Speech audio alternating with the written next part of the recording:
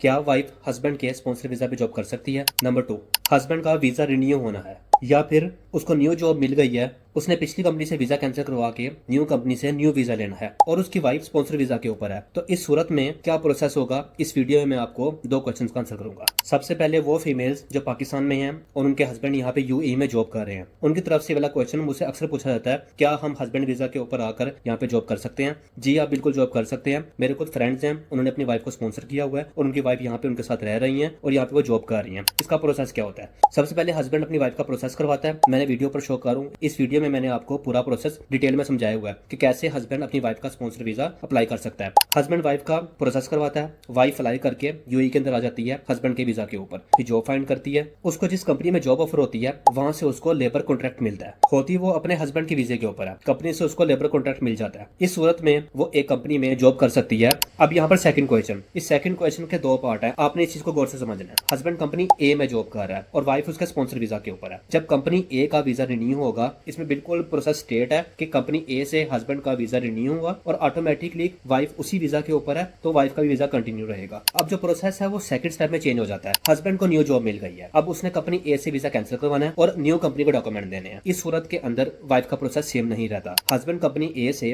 Visa cancel करवाने से पहले अमर सेंटर को विजिट करता है, अमर सेंटर में रिक्वेस्ट देता है कि मेरे वाइफ का वीजा होल्ड पे कर दो। इसकी जो फीस होती है 300 दिरहम प्लस सिक्योरिटी फीस आपने 5000 दिरहम सबमिट करनी होती है। अमर सेंटर में आप टोटल अमाउंट 5300 सबमिट करते हैं। इससे क्या होता है, वाइफ का वीजा होल्ड हो जाता है। वो एवरेज 60 डेज के लिए होल्ड करते हैं। इसमें जो हस्बैंड है वो कंपनी ए से अपना वीजा फिर कैंसिल करवाता है। वीजा कैंसिल करवाने के बाद आपको एक कैंसिलेशन लेटर मिलता है, वो 30, 60 या 90 डेज का हो सकता है। नॉर्मली ज्यादातर 30 और 60 डेज की स्लॉट होती है। 30 डेज का आपको ग्रेस पीरियड का लेटर मिल जाता है। उस पर एक डेट लिखी होती है कि यह पर्सन इस टाइम तक यहाँ पे लीगल है। आपने उस टाइम स्लॉट के अंदर न्यू कंपनी से वीजा लेना होता है। अब जब आपने कंपनी ए से वीजा कैंसिल करवा के अपने डॉक्यूमेंट कंपनी बी को दे दिए, कंपनी बी आपके वीजा का प्रोसेस करेगी। आपकी वाइफ का जो वीजा है वो होल्ड के ऊपर होगा। आपका वीजा प्रोसेस हो जाएगा तो ऑटोमेटिकली आपको ईमेल रिसीव होगी GTRFA से फैमिली होल्ड वीजा की। उस ईमेल में लिखा होगा कि आपकी वाइफ का वीजा शिफ्ट हो गया आपके न्यू वीजा के ऊपर, और फिर उसमें पेमेंट्स की डिटेल भी होती है। 5000 दिरहम वापस मिलेगा आपको और जो 300 दिरहम है वो उस प्रोसेस की फीस होती है। इसके दो सोल्यूशन है,